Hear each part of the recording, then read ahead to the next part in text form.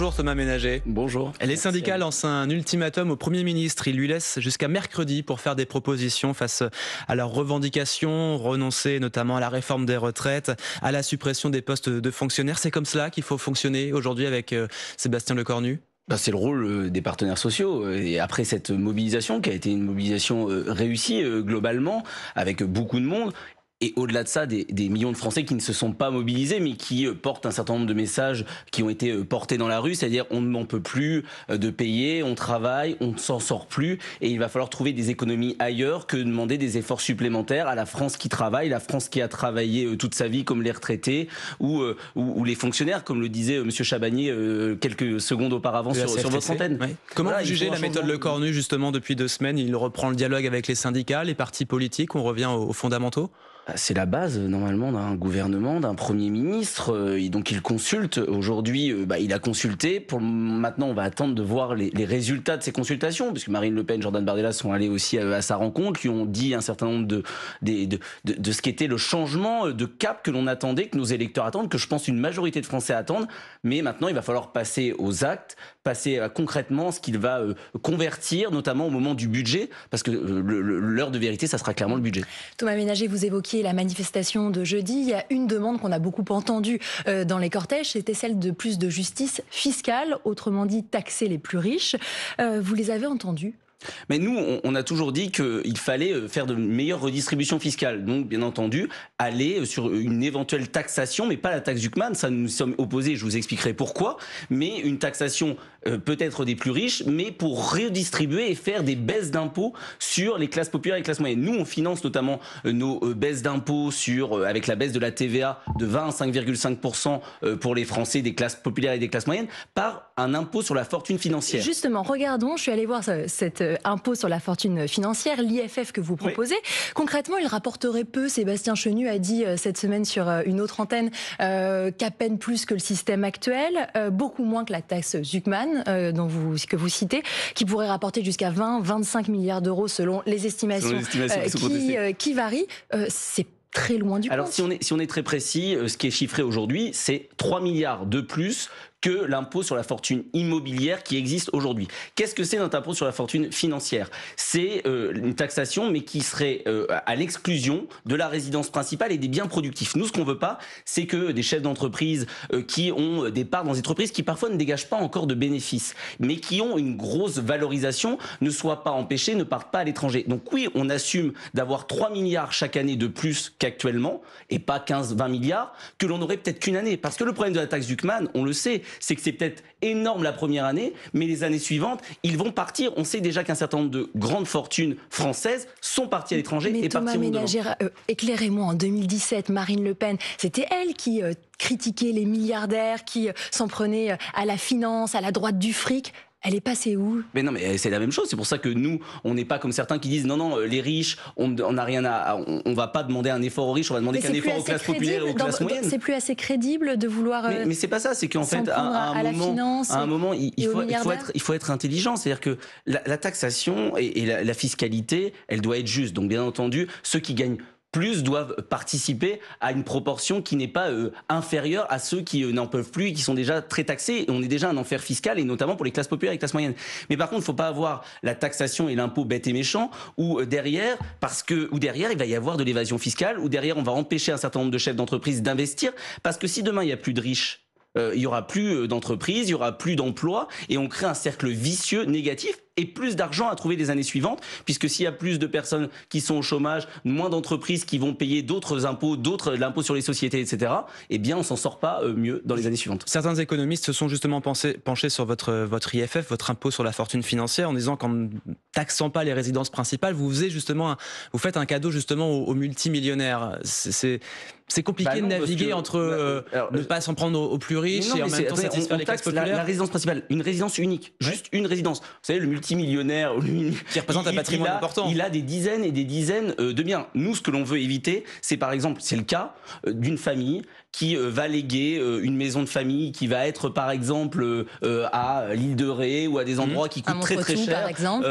Oui, bon, je sais que c'est votre petit délire anti-RN, Madame Vigogne, mais au-delà de Montretout, il y a des millions de Français, des milliers de Français qui ont des maisons de famille, qui sont dans des endroits en bord de mer, qui coûtent très cher. Mais il y a des Français qui ont un patrimoine de moins de 100 000 euros, donc c'est pas eux qui sont. Vous voyez, c'est que nous on croit à l'héritage, on croit au patrimoine, à l'histoire d'une famille qui passe par une maison de famille où les petits-enfants, les enfants y ont vécu. Et parfois, c'est pas parce que vos parents ont pu acheter ce bien qui valait rien il y a 40 ou 50 ans que vous serez en capacité de payer cet impôt sur la fortune comme il existait auparavant, parce que vous n'avez pas forcément les mêmes revenus. Mais par contre, on veut qu'on puisse garder cette maison dans la famille. Donc c'est cet équilibre qu'il faut trouver. Et vous savez, le multimillionnaire, il a 5, 6, 7 maisons. Donc il a juste sur la première qu'il déclara comme résidence principale. Sur les autres, il sera rattrapé et il devra payer cet impôt sur la fortune financière. Aujourd'hui, on est sur l'impôt sur la fortune immobilière et on exclut un certain nombre d'éléments, notamment qui sont liés à la spéculation, qui sont liés à des actions. Voilà, nous aussi dans la fortune, l'impôt sur la fortune financière, on exclut par contre 75% des parts dans des PME et dans des ETI. Ceux qui ont des actions dans des multinationales, dans des gros groupes, là c'est normal que l'on leur demande un effort. Par contre, ceux qui vont investir dans des petites boîtes, comme j'en ai dans mon territoire, dans le Loiret, dans le Montargois, dans des ETI, dans des PME, ça par contre, il faut aussi leur donner la possibilité de ne pas être taxés de manière supplémentaire. Après, ils sont déjà taxés par le droit commun, mais pas avec cet impôt sur la fortune financière. Vous savez, c'est un équilibre qui est très complexe, avec chacun qui met le curseur où il le souhaite en matière de fiscalité. Nous, on essaie d'avoir une fiscalité juste, où il y a une participation, parce qu'il faut des recettes supplémentaires, mais qui ne fassent pas peur à ceux qui investissent et produisent dans notre pays. Thomas Ménager, on l'a compris, une fiscalité pas trop importante, pas trop lourde. Il faut donc trouver des économies. Une de vos pistes pour cela, une de vos demandes très fermes, c'est la baisse de la contribution de la France à l'Union européenne. Vous baissez de combien cette année ? 5 milliards. 5 milliards. Nous, on demande une baisse de 5 milliards. Aujourd'hui, vous le savez, en moyenne, on est entre 9 et 10 milliards d'excédents nets, c'est-à-dire chaque année, on perd entre ce que l'on envoie et ce que l'on reçoit entre 9 et 10 milliards en fonction des années dans cette contribution. Mais concrètement, comment on fait pour baisser de 5 milliards dès cette année ? Pardon, je vous interromps, mais le volume de ce que donne la France, c'est négocié, comme pour tous les pays de l'Union européenne, sur 6 ans. On ne peut pas se dédire. Autant on pourra renégocier à partir de 2028, autant les sommes qu'on doit à l'Union européenne, elles sont déjà fixées. Revenir sur ces sommes, c'est nous mettre en infraction par rapport à l'Union européenne. Oui, mais aujourd'hui, quand on est le premier contributeur, vous l'avez vu il y a quelques mois, M. Bayrou, alors on verra si c'est converti, avait dit ils ont obtenu un premier rabais d'1 million, un milliard. C'était quelque chose de tout à fait technique qui concernait tous les pays de l'Union européenne. C'était pas une renégociation à la baisse de la part de la France. Il y a bien eu un certain nombre de pays qui ont obtenu des rabais ces dernières années. C'est le cas de l'Allemagne, notamment, qui a obtenu un rabais à mi-chemin au-delà de la période que vous citez. Donc il y a un moment, un bras de fer qui doit se faire avec l'Union européenne pour obtenir ce rabais. Et il faut faire des économies. Vous savez, les fonctionnaires européens, eux, ils font aucun effort. Les coûts de structure de l'Union européenne, aujourd'hui, ne fait aucun effort. Au risque de perdre certains financements, parce que la France est le deuxième pays qui reçoit le plus en Europe après la Pologne. Vous savez, si on récupère 5 milliards... C'est 250 000 agriculteurs français qui touchent la PAC aujourd'hui. Vous savez, les 5 milliards, si on leur reverse directement, ils seront bien plus gâtés que ce qu'ils ont aujourd'hui. Il faut arrêter de mentir aux Français. L'argent qui revient de l'Union européenne, c'est de l'argent qui part de notre portefeuille et qui part des portefeuilles des Français. Donc nous, on veut continuer à participer à l'Union européenne, mais dans une mesure qui était celle qu'on avait, par exemple, du temps de Jacques Chirac, c'est-à-dire d'aller sur des investissements qui doivent se faire en commun avec les pays de l'Union européenne, mais retrouver la main, une marge de manœuvre et de décision, de souveraineté sur ce qu'on fait de ces milliards. Et je vous dis, chaque année, c'est 9 milliards que l'on perd par rapport à ce que l'on verse. Thomas Ménager, s'il n'y a pas de rupture dans la construction de ce budget de Sébastien Lecornu, vous allez le censurer ? Très clairement. Enfin, je veux dire, c'est le mandat que les Français nous ont donné. Au risque de mettre un peu plus de désordre ? Mais aujourd'hui, le désordre, ça sera M. Lecornu s'il refuse d'écouter les Français qui sont parfois dans la rue, qui le disent de sondage en sondage, qui le disent lors des élections législatives. Vous pensez qu'ils peuvent continuer à se mobiliser ? On a vu que les syndicats ont réussi à un joli coup jeudi. C'était un peu moins le cas pour Bloquons Tout. Le problème, c'est que les Français souffrent de plus en plus, donc parfois certains sont résignés, certains n'arrivent plus à s'en sortir, donc une journée de grève ou d'aller passer du temps à se mobiliser quand ils n'arrivent déjà pas à s'en sortir, c'est de plus en plus difficile. Et c'est ça qui est aussi inquiétant. Après, il y a un ras-le-bol inquiétant dans notre pays que le gouvernement et M. Lecornu doivent entendre, parce que sinon ça se terminera mal. Enfin, à un moment, il y a une telle exaspération que le rôle de M. Lecornu, ça sera de faire un changement. Ce qu'ils veulent, dans tous les cas, les Français, c'est une rupture totale avec le macronisme. C'est-à-dire qu'il faut que Sébastien Lecornu, qui est normalement un des plus proches, malheureusement, de M. Macron, qui a été là dès les premières heures, coupe le cordon définitivement et envoie un certain nombre de signaux très clairs de changement de cap. Et vous les entendez, ces entrepreneurs, notamment, vous avez ces derniers mois consacré beaucoup d'efforts à les rassurer, notamment sur le sérieux de votre programme économique. Eux disent, on a besoin de stabilité, on a besoin d'un budget. Est-ce que vous les entendez? Mais bien entendu, c'est la raison pour laquelle on ne censure pas à chaque fois à tout prix. C'est pour cette raison qu'on n'avait pas censuré M. Bayrou la première fois parce qu'il y avait besoin d'un budget et que le budget était, dans tous les cas, pas celui qu'on souhaitait, mais qui était moins pire, moins grave, tant pour l'économie que la même logique ne peut pas prévaloir à nouveau?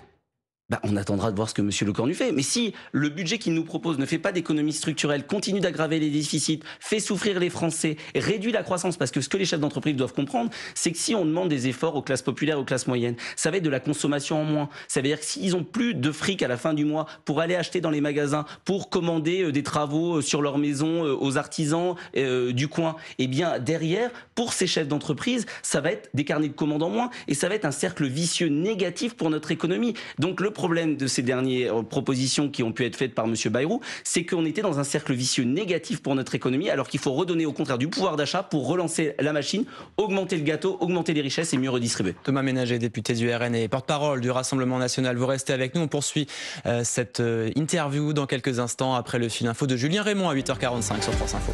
La Russie nie avoir violé l'espace aérien estonien. Réponse de Moscou quelques heures après que 3 avions de combat russes ont été interceptés hier par des avions de l'OTAN. L'Estonie dénonce de ce côté une violation d'une audace sans précédent. Et on l'apprend à l'instant, la Russie qui a tiré 40 missiles ces dernières heures sur l'Ukraine, faisant 3 morts et des dizaines de blessés. Avant l'Assemblée générale de l'ONU lundi qui verra 9 pays reconnaître officiellement un État de Palestine. Un autre pays prendra un petit peu d'avance. Le Portugal fera cette démarche dès demain, annonce son ministère des Affaires étrangères. 5 personnes arrêtées, soupçonnées d'avoir escroqué 8 millions d'euros à l'assurance maladie via la facturation de faux actes médicaux à Paris et à Marseille. C'est la gendarmerie nationale qui a fait cette annonce hier soir. Une place en finale de la Coupe du monde de rugby à aller chercher pour le 15 de France féminin. France-Angleterre, c'est cet après-midi à 16h30. L'Angleterre est grande favorite, 4 matchs, 4 victoires dans la compétition et surtout 14 succès consécutifs contre les Françaises. France Info. Le 8-30 France Info, Benjamin Fontaine, Camille Vigogne-Lecoat. Et nous sommes toujours avec Thomas Ménager, porte-parole du Rassemblement national. Thomas Ménager, est-ce que vous savez qui a dit « l'avortement est pire que l'Holocauste » ? Je suppose, puisque je sais qu'on va en parler, que c'est M. Kirk. Tout à fait, l'activiste américain conservateur assassiné le 10 septembre. Tout le monde convient que ces idées, personne ne devrait jamais être assassiné à nom de ces idées, mais est-ce que c'est un héros pour vous ?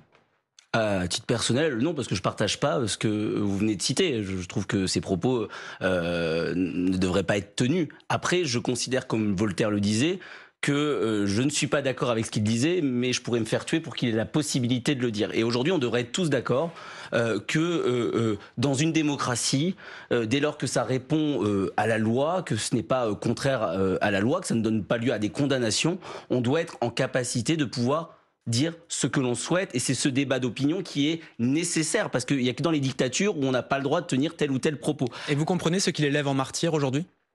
S'il partage ses opinions aujourd'hui, et dans tous les cas, il est quand même un martyr de la liberté d'expression. C'est-à-dire qu'il a quand même été tué en plein direct, les images sont quand même d'une violence, et on choqué de tous bords. C'est-à-dire que tout le monde, j'entendais Mme Tondelier, qui peut pas être accusée, je crois, d'être favorable à M. Kirk, dire que voilà, on doit pas mourir pour ses opinions. Donc aujourd'hui, on doit avoir un hommage unanime, et ça pourrait être quelqu'un qui serait encore plus à l'opposé de mes opinions politiques. Je condamnerais de la même manière. La violence aux politiques n'a pas sa place, quelle que soit la personne qui est ciblée. Déplorer son assassinat, c'est une chose.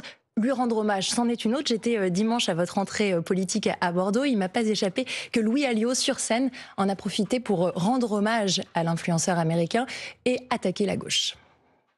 Il ne conteste pas seulement une idée ou un adversaire, il conteste le droit même de l'autre à exister politiquement, et on peut voir jusqu'où ces dégâts peuvent aller, comme ce pauvre influenceur américain conservateur Charlie Kirk, dont je salue la mémoire aujourd'hui. Alors, saluer la mémoire de Charlie Kirk. Louis Alliot, il sera d'ailleurs dimanche aux États-Unis pour un hommage à cet homme. Est-ce que vous y seriez allé ? Possiblement, mais de la même manière que s'il y avait eu un démocrate qui avait été ciblé de la même manière, ou quelqu'un, je vous dis, qui partageait des idées, comme c'est le cas de M. Kirk, qui ne sont pas forcément les miennes. Pardon, vous dites un démocrate, mais c'est juste une question de liberté, ou c'est parce que vous vous sentez proche de ces idées? Parce que quand une élue démocrate, justement, du Minnesota, Melissa Hortman, a été tuée avec son mari, c'était en juin, il n'y a pas très longtemps, parce qu'elle défendait la cause de l'IVG, on vous a pas entendu au Rassemblement national. Moi, j'avais été interrogé. Moi, j'avais été interrogé et j'avais dénoncé de la même manière. Je pense qu'il y a eu plus d'émoi, mais même de votre part, parce que les images ont été plus violentes. C'est parce qu'on est dans une société de l'image et les images de M. Kirk ont été plus violentes. Parce que les images, peu importe qui est ciblé, je veux dire, moi, il y a quelques semaines, Jean-Luc Mélenchon a une maison sur ma circonscription. Quand j'ai été au courant que sa maison avait été attaquée, j'ai été le premier à le défendre, à dire que c'était inadmissible, et quand bien même je suis un opposant total aux idées et à ce qu'est Jean-Luc Mélenchon. Mais à un moment, il faut aussi qu'on soit cohérent. On a aussi des liens. Louis Alliot a été invité parce que c'est notamment le parti qui est en place actuellement aux États-Unis. Demain, si Marine Le Pen est élue présidente de la République, elle aura pendant quelques années au moins à échanger avec Monsieur Trump. On a des relations. Mais je vous dis, si les démocrates nous avaient invités, je pense qu'on y serait allé, bien entendu, de la même manière. Ce sont des alliés, les soutiens de Donald Trump. Aujourd'hui, l'administration de Donald Trump, ce sont des alliés du RN. C'est des Américains, donc ce ne sont pas des alliés. Ce sont, comme M. Trump, on le voit bien dans la guerre que nous menons et qui existe en matière économique aujourd'hui. Ça peut être des alliés sur certains sujets. Même si l'agence Reuters a révélé que 2 diplomates de Donald Trump avaient rencontré visiblement des dirigeants du RN lors d'une visite à Paris fin mai. Mais oui, mais on échange avec un certain nombre de partis au pouvoir dans tous les pays du monde. Je veux dire, c'est la plus grande démocratie au monde, c'est le pays, la plus grande puissance mondiale. Demain, on ne pourra pas couper les ponts, mais de la même manière que Emmanuel Macron, et c'est tant mieux, échange avec M. Trump, il faut échanger avec toutes les puissances. Et nous, comme on a vocation à arriver au pouvoir, on doit créer un certain nombre de liens pour demain peut-être se battre pour nos entreprises, nos agriculteurs français, dans un bras de fer. Parce qu'aujourd'hui, il n'est pas fait avec M. Trump. Emmanuel Macron, vous reparlez de lui justement lundi. Il sera à l'ONU pour reconnaître l'État de Palestine. Bonne ou mauvaise idée ? Mauvais timing. Sur le principe, nous on a toujours défendu une solution à 2 États. Aujourd'hui, c'est plus qu'une mauvaise idée au vu du timing. Et le communiqué de presse qui avait suivi, le communiqué de presse du Hamas qui avait félicité Emmanuel Macron, en est la preuve. Pour pouvoir reconnaître l'État de Palestine, il faut 3 conditions selon nous. Il faut un démantèlement total du Hamas, 2, la libération des otages. Il y a encore dans des geôles aujourd'hui des Israéliens, des otages israéliens qui sont en train de mourir de faim, qui sont dans des états catastrophiques. Et puis, il faut assurer la sécurité d'Israël. Mais Thomas Ménager, c'est exactement ce que Emmanuel Macron entend porter dans la résolution. Elle s'accompagne de conditions, très défavorables au Hamas, notamment ce que vous dites, le démantèlement complet du Hamas et la libération des otages. Maintenant qu'il aura reconnu, il n'y a plus l'effet levier. C'est-à-dire que si lundi il va reconnaître, fallait dire nous reconnaîtrons, nous prenons l'engagement de reconnaître une fois que les conditions sont remplies. C'est-à-dire vous ne pouvez pas offrir la contrepartie avant d'avoir eu les résultats de vos lignes rouges et de vos demandes. Ça n'a plus aucun sens. Qu'est-ce qui va se passer lundi ? Rien du tout. Thomas Ménager, on fait quoi ? Le secrétaire le gouvernement israélien peut complètement détruire Gaza si on ne choisit pas la voie diplomatique. Aujourd'hui, alors bien entendu, il doit y avoir un travail avec la voie diplomatique, avec un certain nombre de pays du Golfe qui ont des capacités de relations et d'échanges pour qu'il y ait la libération de l'ensemble des otages. Mais l'objectif, il est clair, il faut que le Hamas rende les armes, qu'il y ait l'extermination totale de ce mouvement terroriste dont les alliés tuent sur notre sol, qui n'est pas un mouvement de résistance comme certains à l'Assemblée nationale, comme la France insoumise parfois le dit. Et donc rien ne pourra se faire tant qu'il n'y aura pas la libération de ces otages. Et il faut sanctionner Israël économiquement ? La Commission européenne y semble favorable depuis quelques jours. Aujourd'hui, il faut qu'Israël réponde aux droits humanitaires, aux droits de la guerre, pour que les civils palestiniens, qui pour une majorité ne soutient pas le Hamas, mais pour une partie sont victimes aussi du Hamas, puissent avoir toute l'aide humanitaire, qu'Israël ne fasse pas n'importe quoi, c'est respecte le droit de la guerre. Et il y a des instances internationales, si jamais c'était le cas, qui doivent être là, et c'est pas à moi de le faire, je suis pas historien, je suis pas juriste, de condamner éventuellement s'il y a des choses qui ne respectent pas le droit de la guerre. Mais aujourd'hui, il faut donner la possibilité à Israël de se défendre, donner à Israël la possibilité de se défendre. Quand une agence internationale de l'ONU reconnaît le génocide, là, on sait qu'en ce moment, des Palestiniens continuent de fuir Gaza, l'armée israélienne s'apprête à frapper la ville, avec, je cite, une force sans précédent. Qu'est-ce qu'on fait ? Non, aujourd'hui, il n'y a pas de reconnaissance de génocide. C'est-à-dire, c'est pas, voilà. C'est une agence de l'ONU cette semaine qui a déclaré. Une agence de l'ONU, de la même manière qu'il y a la représentante de l'ONU aux droits humains, mais qui était à la fête de l'humanité, qui reconnaît aussi qu'il y a un génocide. Aujourd'hui, on verra, quand il y aura une définition définitive, juridique, ça s'est fait. Mais en attendant, on appelle au respect du droit de la guerre, au respect du droit humanitaire, et on donne les moyens à Israël de se protéger, parce qu'on oublie quand même de dire que ceux qui ont été victimes le 7 octobre du pire pogrom... Personne n'oublie. Oui, mais si, certains, je ne vous cible pas vous, mais aujourd'hui, on a l'impression qu'Israël est le problème. Il n'y aurait pas eu la guerre, il n'y aurait pas eu cette situation si le 7 octobre, il n'y avait pas eu des bébés qui avaient été égorgés, des femmes qui avaient été éventrées, et qu'il n'y avait pas eu ce pire pogrom que nous avons connu depuis la Seconde Guerre mondiale. Et on en est aujourd'hui à plus de 64 000 Palestiniens qui sont décédés, tués par l'armée israélienne. C'est une guerre et c'est horrible. Effectivement, la guerre se poursuit. Merci Thomas Ménager, porte-parole du Rassemblement national, député du Loiret. Merci Camille, on se retrouve demain. On vous lit également en attendant dans le Nouvel Obs. Cette interview est à retrouver en intégralité en vidéo sur YouTube.